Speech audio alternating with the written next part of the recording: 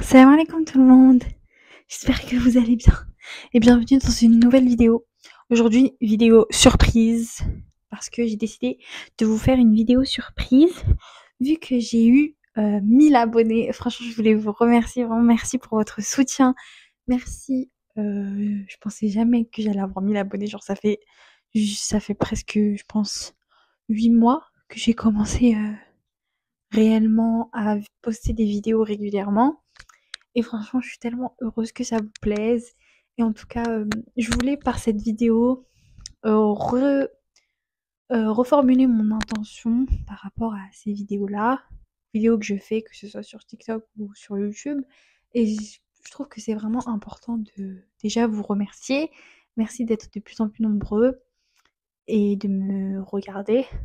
Et, et je voulais aussi reformuler et re-exprimer mon intention de faire ces vidéos et que cette intention soit visible à tous. Donc, et aussi je voulais faire une sorte d'introspection, un peu comme la même vidéo que j'ai fait pendant les vacances avec l'introspection. Ce sera la partie 2 du coup cette vidéo. Et c'est pour ça qu'elle est surprise, elle sortira normalement ce soir, il n'y a pas de montage, je fais pas de montage, je la sors et c'est tout. Donc voilà, j'ai mon micro, j'espère que vous m'entendez bien. Alors, donc pour cette petite introspection qu'on va faire ensemble, les amis, c'est une introspection que je me fais à moi-même. La muhasaba, je vous en ai déjà parlé. C'est très important de se demander des comptes de ses actions, de se demander des comptes aujourd'hui dans cette dunya. C'est mieux que de devoir le faire dans la akhira et que Allah nous le fasse pour nous-mêmes. Il est important de vous demander des comptes à vous-même, de regarder, de juger vos propres actions, de juger votre intention, pourquoi vous faites ces actions-là. Quelle est votre intention? Est-ce que votre intention elle est bonne, elle est centrée vers Allah ou est-ce que c'est une intention qui est mauvaise? Et j'ai décidé donc aujourd'hui de vraiment exprimer de façon claire et concise mon intention par rapport à ces vidéos-là. Et parce que je sais que les réseaux sociaux c'est dangereux et que on ne sait pas de quoi est fait demain. Et peut-être que demain je vais mourir, peut-être que demain c'est mon dernier jour dans cette terre et que j'aurai pas à justifier de mes actes. Et que je vais devoir, pardon, excusez-moi, que je vais devoir justifier de mes actes et je vais devoir rendre des comptes envers Allah.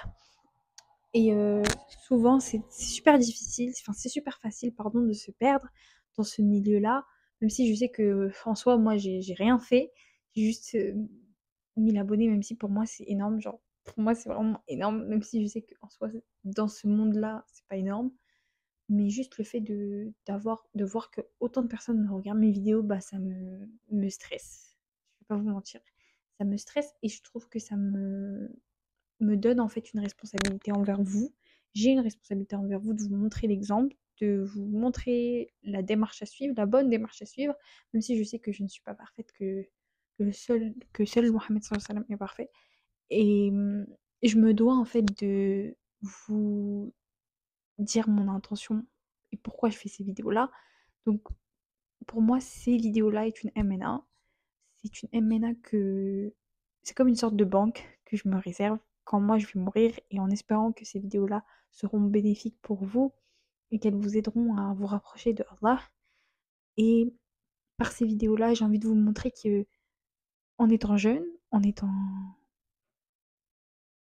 une jeune personne, en étant quelqu'un qui simplement recherche la science religieuse, quelqu'un qui essaye de se rapprocher de son Seigneur, on peut se rapprocher d'Allah, on peut le faire. Et j'ai envie de vous donner la motivation en fait. Mon objectif, c'est vraiment de vous montrer qu'il est possible de centrer sa vie autour d'Allah et que ce risque est un risque qui est bon et que c'est un sacrifice qui doit être fait aujourd'hui, pas demain, parce que vous ne savez pas quand vous allez mourir.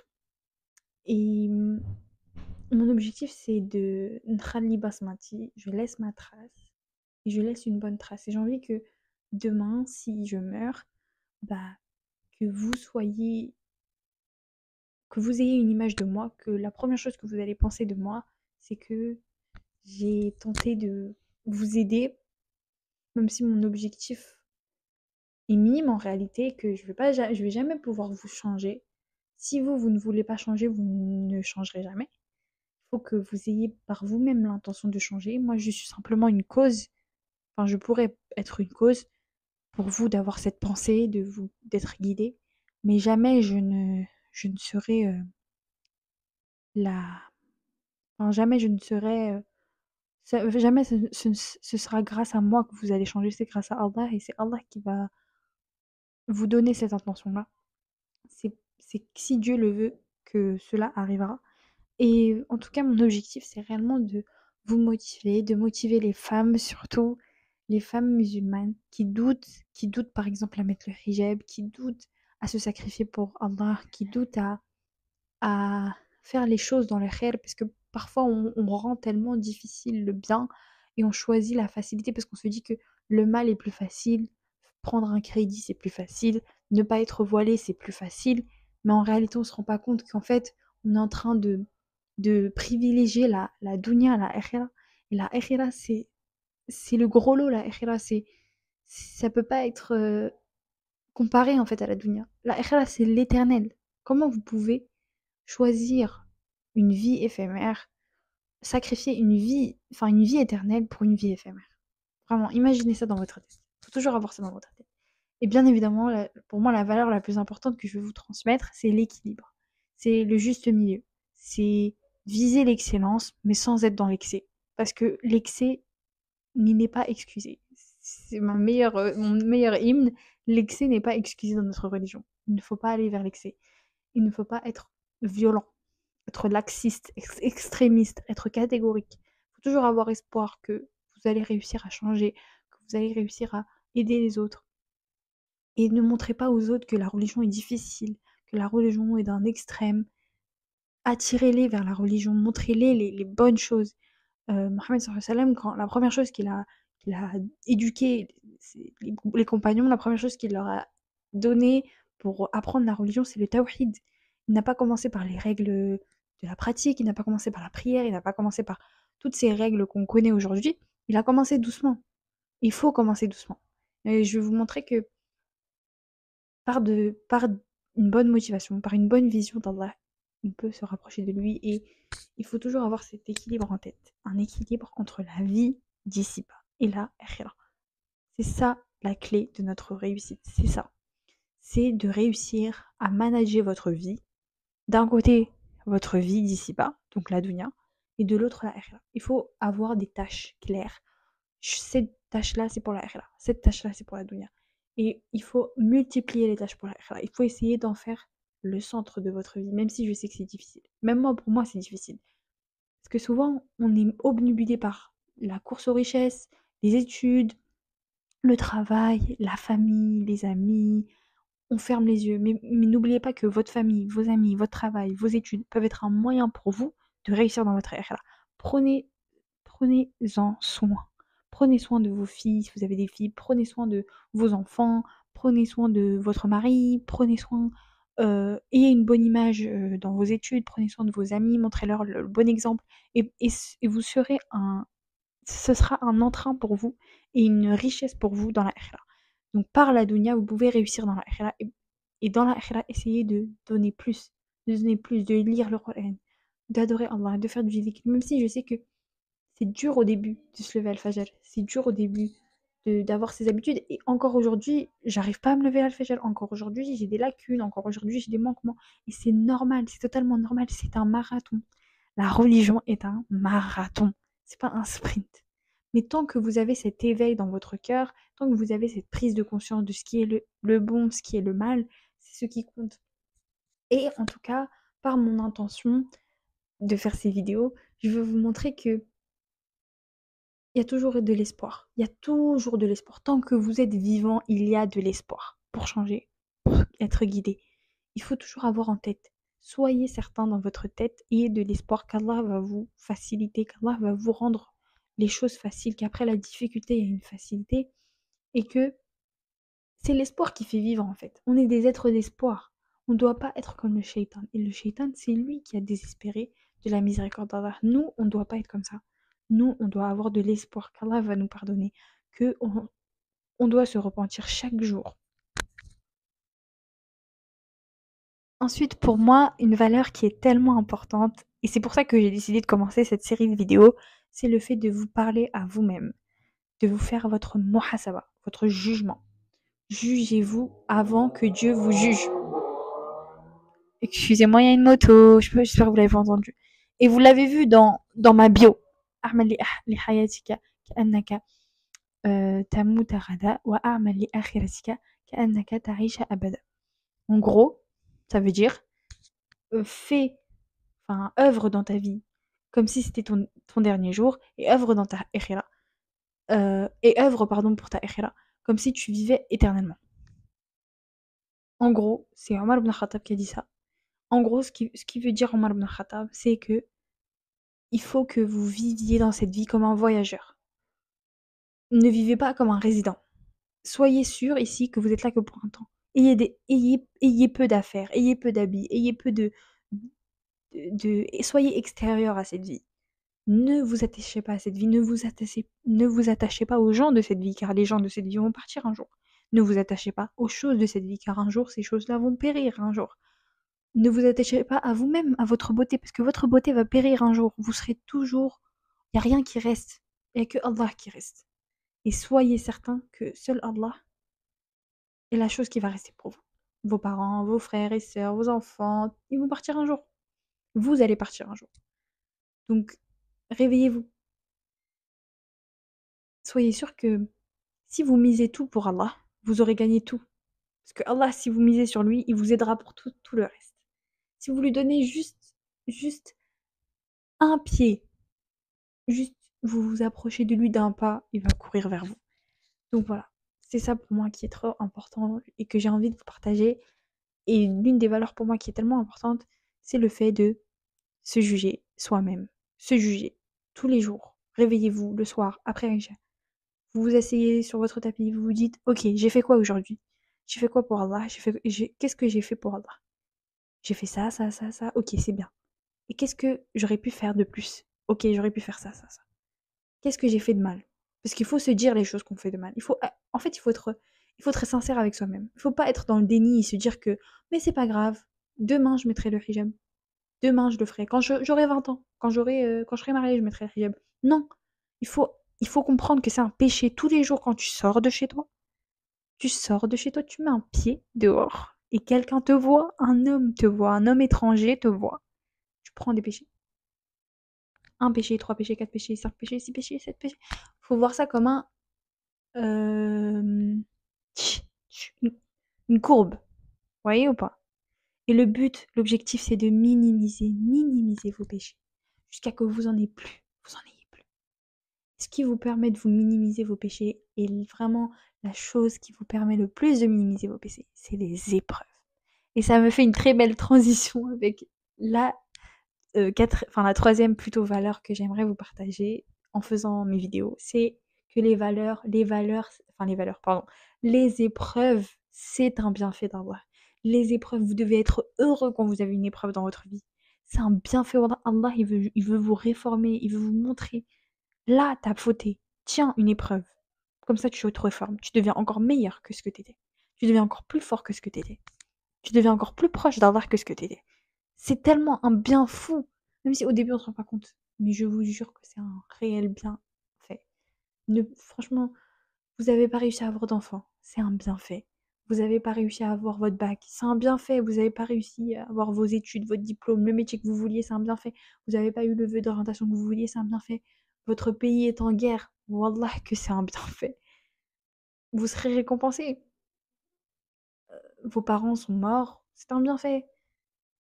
Allah veut vous montrer que rien ne reste. Que lui, il y a que lui qui reste.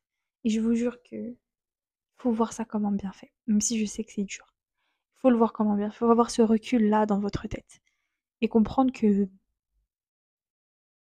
toute chose est un bienfait d'Allah. Même les épreuves. Et il faut accepter les épreuves. Accepter votre destin, qu'il soit bon ou mauvais. Ça fait partie des piliers de la foi. Et la valeur qui est pour moi très importante aussi, que j'aimerais vous partager, c'est l'importance de l'apprentissage, l'importance de l'étude de la religion, qui est pour moi tellement importante et qui a tellement changé ma vie, le fait de ouvrir un cahier, le fait d'ouvrir un livre sur la religion, d'étudier la religion, de comprendre la religion, d'apprendre sur le prophète sallallahu alayhi wa sallam, d'apprendre sur les compagnons, sur les femmes du prophète. Toutes ces choses-là m'ont tellement réveillée sur ma vie, sur mon quotidien, où je me suis dit, mais je suis tellement loin. Je suis tellement loin de d'eux et de ce qu'ils ont fait. Je suis tellement loin. Et je me dis, mais... Et ton orgueil, vous voyez, vous avez toujours un narcissisme. Quand vous réussissez des choses dans votre vie, vous avez toujours un truc où vous dites, ah, j'ai atteint un petit niveau. Mais t'es rien. Quand tu apprends, c'est les compagnons, qu'est-ce qu'ils ont fait. Quand tu apprends le prophète, comment il était, tu te dis, mais purée, moi je suis rien en fait. Je fais quoi moi? Je fais rien du tout par rapport à eux. Et ça te permet de redescendre sur terre. Et ça te rappelle que toi, tu n'es rien. Une petite poussière. Une petite poussière. Et voilà. Et surtout, ayez toujours en tête que cette vie-là, c'est un test. C'est un test. C'est pas un jeu. C'est pas celui qui est le plus beau qui gagne. C'est pas celui qui est le plus riche qui gagne. Non. C'est celui qui est le plus pieux qui gagne. Arrêtez de jalouser, de vouloir ressembler à qui ou quoi, d'être plus belle que elle, que l'autre. On s'en fout. On s'en fout. Parce que quand vous allez mourir, vous allez penser qu'à vous-même. Arrêtez de vous comparer, arrêtez de vous embrouiller pour des futilités. Soyez certain que ces choses-là, elles vont passer. Vos querelles, vous allez grandir, ça va passer. Toutes ces choses, toutes ces mauvaises choses vont passer un jour et le temps, il va guérir les choses. Donc voilà. En tout cas, voilà mes intentions et voilà pourquoi je fais ces vidéos et j'espère, ya Rabbi, Inch'Allah, que je vais jamais dévier. Je demande à Allah la guidance. Je demande à Allah de me permettre de vraiment avoir une bonne influence sur vous. Parce que pour moi, c'est une responsabilité. Je sais pas qui me suit. Ça se peut, il y a des enfants. Ça se peut, il y a des mamans peut-être ou des... Je sais pas. Mais en réalité, j'ai une responsabilité envers vous et je vais faire de mon mieux pour vous donner le meilleur de moi-même. C'est une obligation de moyens, pas une obligation de résultat. Je vais faire de mon mieux et je vais tout donner et vraiment ça me plaît beaucoup, je vais pas vous mentir, en faisant ça, en voyant vos commentaires, juste vos commentaires. C'est tellement genre ça me rend tellement heureuse. Souvent quand je vois des commentaires qui me disent: «Oui, j'hésitais à mettre le voile, mais je l'ai mis quand j'ai vu que tu avais fait une vidéo et tu étais en train de faire tes études, je me suis dit que c'était impossible». Franchement les filles, ne dites-vous que rien n'est impossible. Rien n'est impossible. Vraiment. Les sacrifices que vous allez faire pour Allah, ils vont tellement vous ramener du bien, que ce soit ici-bas ou dans l'au-delà, c'est un bien. Wallah que c'est un bien. Moi, j'ai jamais regretté avoir mis mon hijab. J'ai jamais regretté. J'ai eu que du bien après. Et ça vaut pas le minimum des refus que j'ai eu peut-être par rapport à des travails ou par rapport à des stages. Je m'en fous, ça vaut rien. Wallah que ça vaut rien. Et devant Dieu, ça va peut-être vous permettre de rentrer au paradis. Donc, soyez certaine que wallah, vos sacrifices, même si vous ne voyez pas le bien aujourd'hui, vous le verrez quand vous allez le faire. Faites-le, faites-le. Si vous voulez faire un acte de bien, faites-le, faites-le. N'hésitez pas, wallah, vous savez même pas, ça se peut demain, vous allez mourir, ça se peut demain. C'est votre dernier jour. Pourquoi hésiter? Si c'est un bien, on n'hésite pas quand on fait du mal. Pourquoi quand c'est du bien, on hésite? N'hésitez pas, wallah, faites-le. Si vous pensez à mettre le hijab, faites-le. N'attendez pas. Et moi, j'étais l'une d'entre elles qui attendait, attendait. Oui, quand j'aurai le temps, oui, quand ce sera le bon moment, oui, quand je réussirai à convaincre mes parents. Tes parents, ils vont pas t'emmener au paradis. Enfin, ils peuvent t'emmener au paradis. Mais Allah, tu dois lui obéir avant tout. Et vous inquiétez pas, même si vous allez avoir des difficultés, Allah, il va tellement vous faciliter. Si vous allez vers le bien, si vous abandonnez un travail parce que vous savez que ce travail est haram, si vous abandonnez votre relation haram, même si vous aimez cet homme et que vous l'aimez de tout votre cœur, mais vous l'abandonnez pour Allah, vous verrez qu'Allah, il vous rendra. Il va vous ouvrir 40 portes. Vous allez fermer la porte et Allah, il va vous en ouvrir 50. Qui seront encore meilleures que ce que vous imaginez. Tu fermes une porte qui est mauvaise, Allah, il t'en ouvre plein qui sont bonnes. Donc pourquoi hésiter? Pourquoi? Tu donnes ton épreuve, tu donnes ton problème au meilleur des garants. Allah. Y a rien. Y a rien. Y a rien. Y a rien. Y a rien qui peut arrêter Allah. C'est lui ton créateur, c'est lui le puissant des puissants, le roi des rois. Qu'est-ce que tu veux de plus? Qu'est-ce que tu veux de plus? Et tu vas me dire que tu hésites? N'hésite pas. N'hésite pas. Pense à Allah, fais-le et c'est tout. Après le reste, c'est des west-west, faut pas écouter.